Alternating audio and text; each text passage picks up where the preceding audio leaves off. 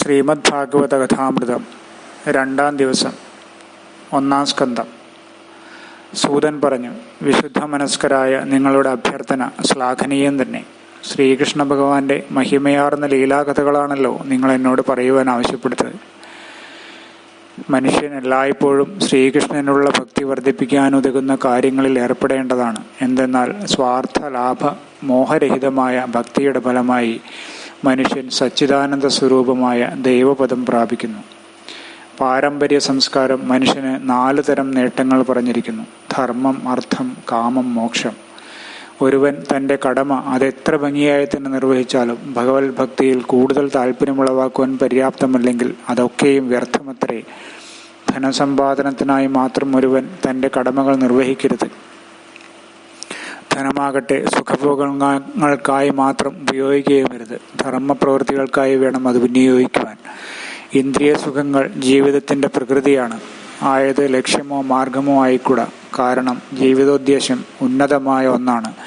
അതത്രേ മുക്തി, പരമവിജ്ഞാനം, സത്തിനെ കണ്ടെത്തൽ, ഈശ്വര. ഈ പരമസത്യത്തെ തന്നെ ദൈവമെന്നും പരമാത്മാവെന്നും ജ്ഞാനികൾ പറയുന്നു. ഒരുവനെ പരമപദത്തിലേക്ക് ആനയിക്കുന്ന വഴികൾ ഇനി പറഞ്ഞു തരാം. തീർത്ഥയാത്ര ചെയ്യുന്ന മനുഷ്യൻ പല തീർത്ഥങ്ങളിലായി ദിവ്യപുരുഷന്മാരെയും മാമുനിമാരെയും കാണാനിടയാവുകയും അവരെ ശുശ്രൂഷിക്കുകയും ചെയ്യുന്നു. അവരിൽ നിന്ന് വാസുദേവൻ്റെ, ശ്രീകൃഷ്ണ ഭഗവാന്റെ കഥ കേൾക്കുന്ന അവൻ്റെ മനസ്സിൽ ദുഷ്പ്രവണതകൾക്ക് പകരം ഭഗവത് പ്രേമം ഉണരുകയും ഹൃദയം നിർമ്മലമാവുകയും ചെയ്യുന്നു.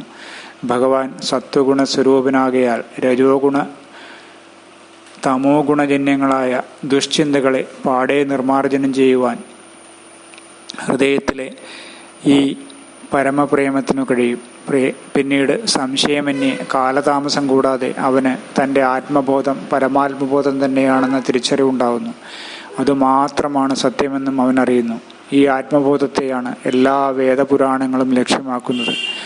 എല്ലാ കർമ്മങ്ങളും പൂജാവിധികളും ധർമ്മമാർഗങ്ങളും വിജ്ഞാന സമ്പാദനവും ജീവിതായോധനവും ഇതിനെ തന്നെയാണ് ലക്ഷ്യമാക്കുന്നത്.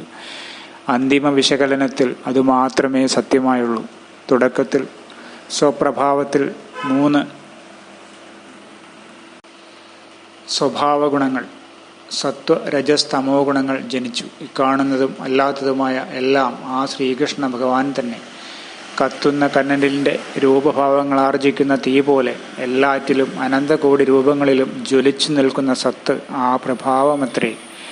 അതേ തിരുവടികളാണ് ദേവതകളായും സൃഷ്ടികർത്താവായ ബ്രഹ്മാവായും സംരക്ഷകനായ വിഷ്ണുവായും സംഹാരകനായ ശിവനായും പ്രത്യക്ഷനാവുന്നത്. എന്നിരുന്നാലും പരമപദപ്രാപ്തിക്കായും ജീവൻ മുക്തിക്കായും ഭക്തിരൂപേണ വിഷ്ണുവിനെ പൂജിക്കുകയാണ് ഏറ്റവും നല്ല മാർഗം.